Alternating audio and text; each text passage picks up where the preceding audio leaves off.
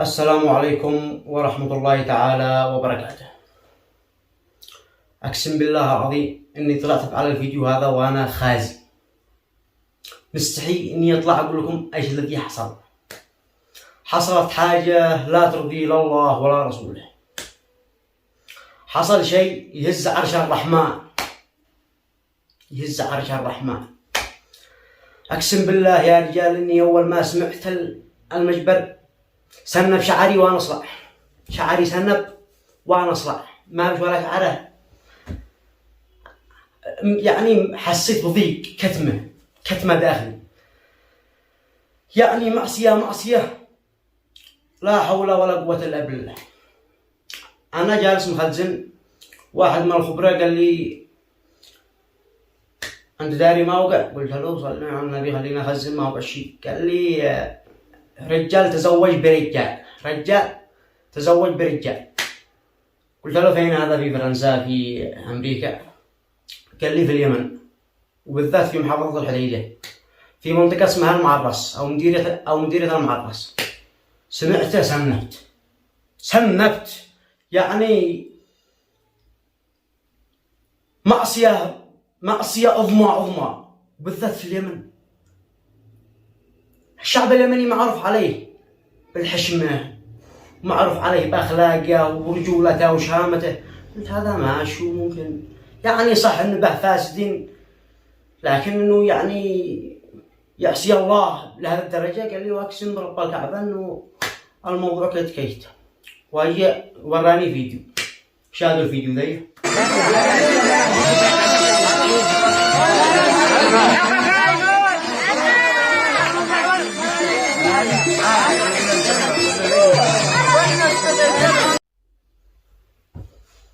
قلتكم الله، هذا في اليمن. يعني ما عنش من هؤلاء يعلم الله ما وقع بهم، يعلم الله ما نشيش غلط، لكن ايش اقول ما عاد بيخاف من الرحمن الراحمين. وعاد بعضهم يقول لك البلاد عاد اصبر. كيف عاد يصبر وضعنا وعاد باقي من هؤلاء الحثالة ما صفيناهمش؟ رجال يتزوجوا، يا عيباه. اقسم بالله اني ما توقعته، يعني ما بش هذه الظاهرة موجودة في اليمن بالاصل. احنا ما قد شفنا البنات، يعني لو ما نرجع نفسر العيال، جريمة كبرى عظمى. كافر حرق مدينة على ماء، كافر واحد.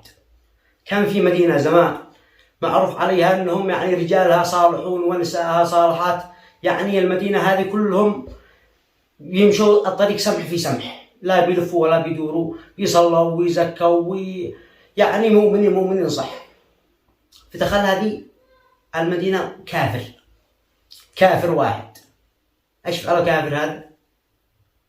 نشر الفتنة، نشر السرق، نشر الخمر، نشر الزنا، خلى الفتنة بينهم، حرش بين الأخ وأخوه. لو ما تقاتلت المدينة كامل واحترقت بسبب من؟ بسبب الكافر.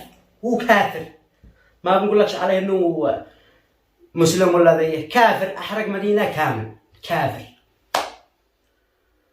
أول ما بصت الفيديو هذا قلت يمكن هؤلاء شوية خضعان، مدري ما نضحك عليهم، قالوا جي نصور فيديو معاهم قناة في اليوتيوب يمكن بيمثلوا. قلت أولا بيمثلوا؟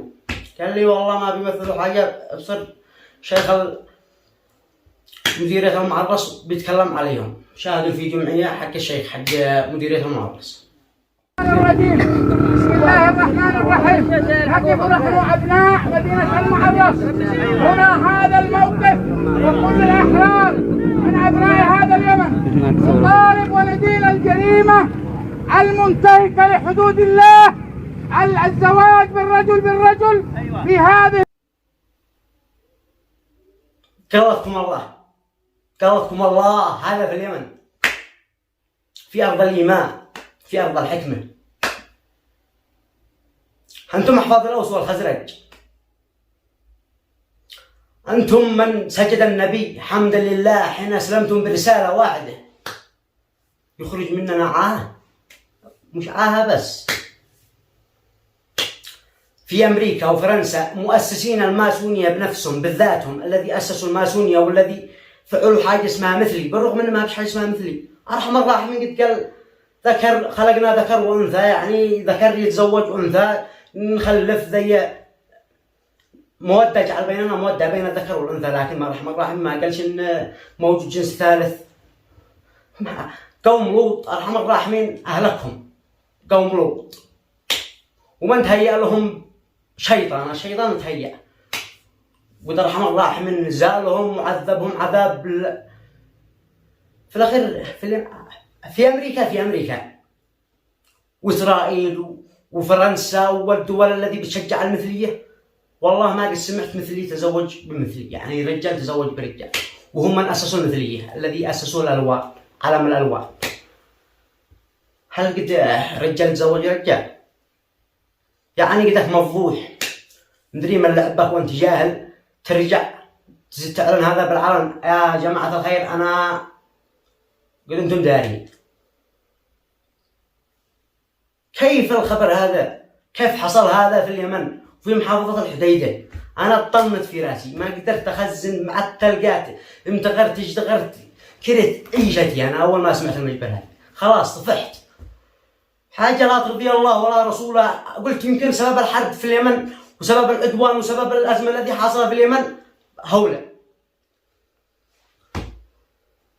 دخلت استفسر ما هو الموضوع، ما هو السبب لو ما فعلوا هذه النثرة كلها، ايش هو كذا. ايش طلع ايش هؤلاء لا هم مثليين ولا هم جدة الحمار ولا هم شيء. هؤلاء ناس مستضعفين بيدوروا لقمة العيش، بيدوروا ما يأكلوا، بيأكلوا ثراب. المنظمات الباقي غير المنظمات، كم كلمناكم، كم حذرناكم، سنة و6 أشهر نقول لكم إن المنظمات ما بتجي بلاد إلا وتخربها. ما بيجي منظمة تجي تصلح بلادك. فين هذا؟ والله ما بتجي منظمة تدي لك بر ودقيق وذيه وتدخل لك تقول لك تعال وظف بنتك. الحرية الشخصية للمرأة، حقوق المرأة تقول على بنتك عليها أنها تلبس الحجاب وتمشي وهي فاعلة مكياج، لا تمنعش من حريتها. ابنك يلبس جنس وشططه من هنا وخليه من هنا، وفعل سبيكي وفعل فراري ومشي وفعل عطر نسائي، بعضهم بيتعطر عطر نسائي ويخرج فاعل نفسه انه الهيبة. ما الفرق بينك وبين باقي بعض الشباب يتمكياج؟ الوسيم هذا كله حرب ناعمة، كلها مخطط ماسوني يشتوي يدمروا اليمن فوق ما قد يدمرها. أصلا الشعب اليمني معروف عليه بالإيمان والحكمة والعفة والشرف والغيرة والشهامة. ما قدروش جولنا منين؟ من حق بشر الله الذي باع نفسه وماله وسمعته وكرامته علشان الدولار. المنظمة هذه الذي بتدي بر ودقيق وهذا ما بتجيش تدي لك بر، يعني بالعقل. فواحد عايز يدي لك شيء وما يشيلش مقابل. هل هذا موجود؟ اعقلوا يا جماعة الخير. كل هذا عمل المنظمات بنت الكلب الذي دخلت دمرت بنات اليمن، خربت شباب اليمن. تدي لك بر ودقيق وتدخل يعني يجيوا يدقدقوا الباب كم اخوات في البيت، ادي لي صورة اختك ادي، وانتم عادتم يعني فارحين بالمنظمات. لا واحد قال له المنظمات ذي ولا انتم تقطعوا حق الفقراء. هذه بتنقذ الفقراء بايش؟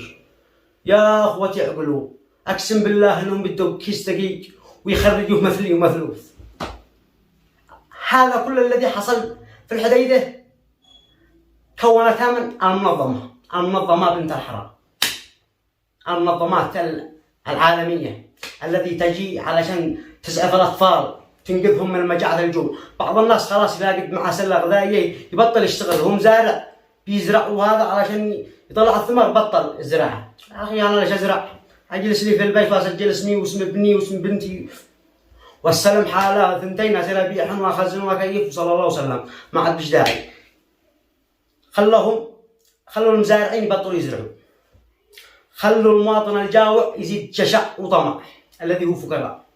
الشعب اليمني معروف عليه شعب بسيط. يلا أكثر الناس يلا يدبر لقمة عيش لابنه ولبنته ولأسرته ولمرته وأمه. فجيت المنظمات هذه بتدور منهم هؤلاء، تحاول تنفذ المخطط الماسوني بحذافيره.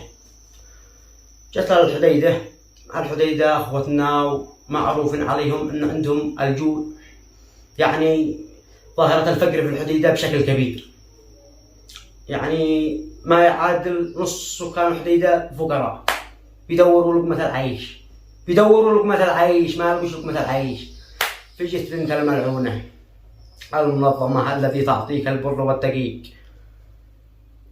أنت يا فلان الفلاني معك خبرات معك هذا، تشين نعطيك كل شهر 20,000 دولار نشي كذا نشي.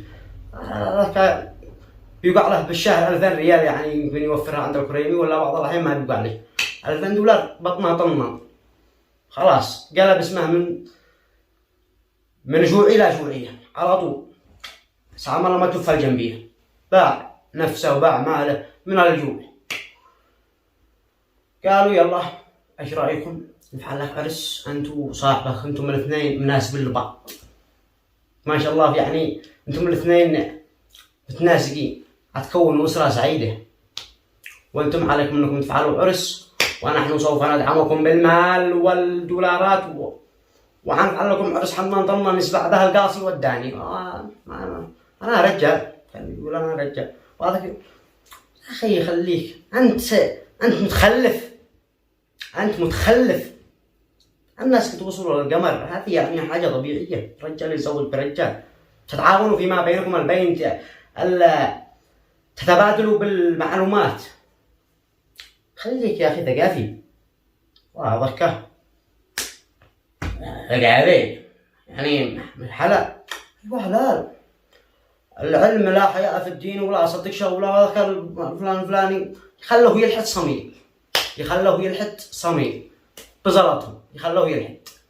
قلنا لكم لا تدخلوا المنظمات، قالوا انتم بتقطعوا رزق الفقير، انتم هيا يا فقير شاهد ما تفعلوا المنظمات، بتخرب كم من اسره، حتى الرجال قدوا رجال بتخربه، بتبعد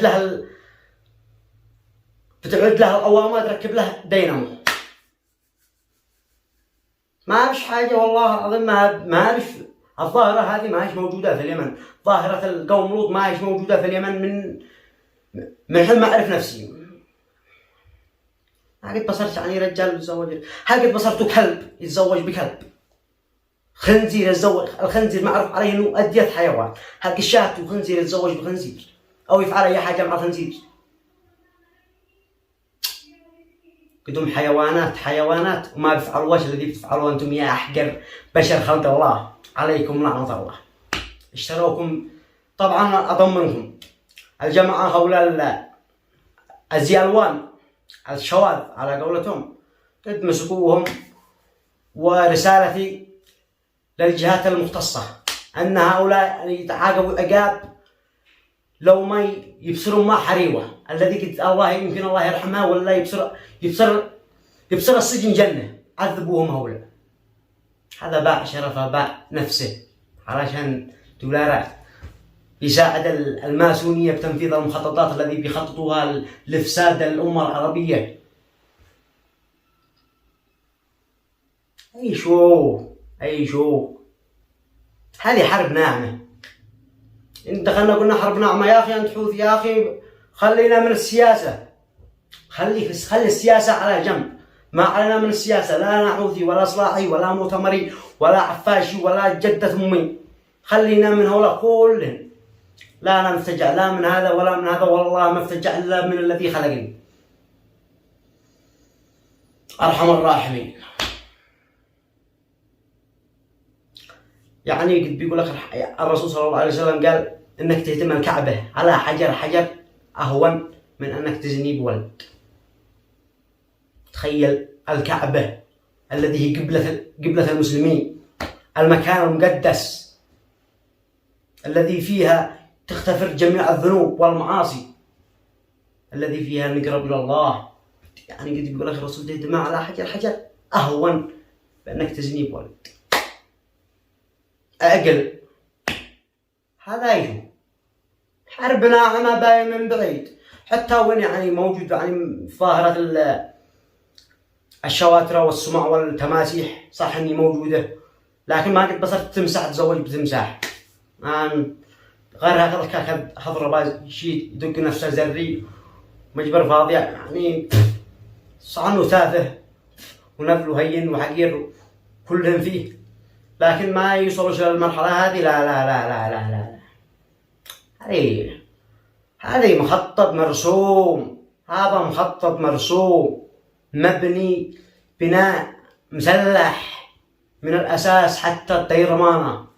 هذا مخطط يشتي يستهدف شباب اليمن، يشتي يدمر شباب اليمن. حاولوا يدمروا بنات اليمن، بعض الأحيان تخطأ حتى والله تخطأ أي حاجة تصير البنت يعني على ما خلقها ربي اللهم إلا البارط وقلت نص شعرها هانا وقلت أنا أول بارط وأبو زرس على المدفل مع عجلات بزق. أي واحد يشرب شمت يدفل على طول. جردونا من هويتنا الإيمانية، دمروا أبناء شعبنا. تجي المنظمات هذه الذي يا طالما قلنا لكم أن المنظمات هذه ما فيهاش خير. المنظمات هذه تدمر البلاد وتدمر العباد. المنظمات هذه ما تدخلش بلاد إلا وخلت البلاد هذه رماد. ترجع ما تخرج من بلادك إلا لو ما قد البلاد حقك رماد. تصير الكرر لما تحركها ولا الشجارة لما تشرب شجارة. الرماد هذا تخلي بلادك نفسها. تحاول تخليك تتخلى عن دينك، تتخلى عن هويتك، تتخلى عن جنسيتك، تتخلى عن كل ما معك وتبيع نفسك ومالك بلاش. بيضحكوا عليك، بيمسحوا يعني يفعلوا تصفيات تامة للعقل. أنا من بعض الناس الذي عاد بيشغل بنته في منظمة ولا بيوظف ابناء يعني فارح بيقع لها $1000 ولا $2000. $1000 هذا الذي بيقع لبنتك يا طويل العمر والسلامة يخرجوها مثلي ومثلوه مربو. مع أن ترجع تشوف بنتك تطالب بحقوق المرأة، تريد أن تتزوج باثنين.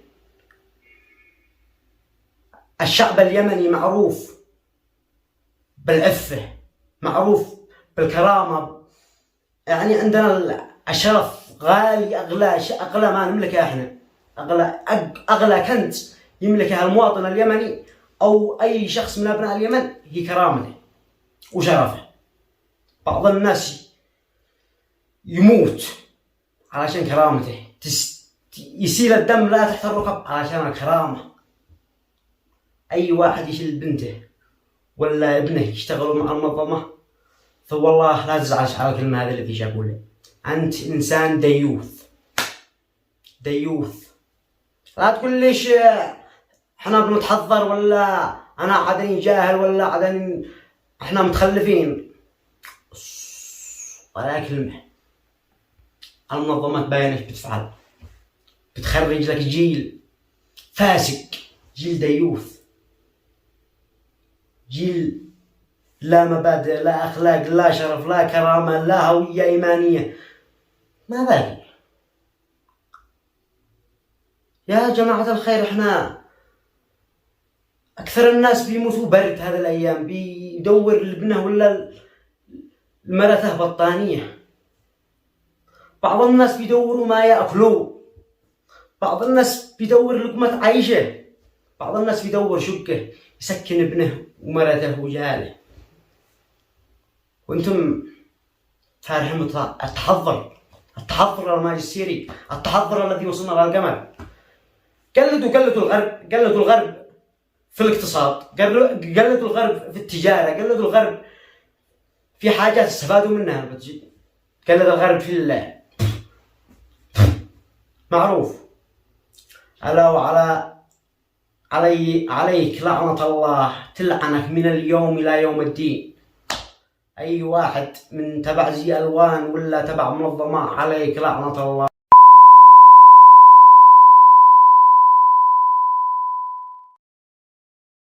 لعنة الله تلعنك. اتقوا الله يا جماعة. الشعب ما عادش ناقص كوارث تكفي ما فينا، يكفي ما في أبناء. أقسم بالله إنك تخرج للشارع الساعة 12 ولا 1، تخرج للجامعة تبصر الأب يحاول يدفي ابنه كرتون علشان يدفي لا يمرض. تبصر بعض الأمهات تخرج للقمامة تدور لقمة عيش، عندهم عزة نفس ما يرضاش يطلبوا. وهذا يجي عاد يعني فارح بنفسه وفارح بروحه، يحاول يخرب وطنه ويخرب تاريخه ويخرب هويته ويتخلى عن دينه علشان شوية فلوس.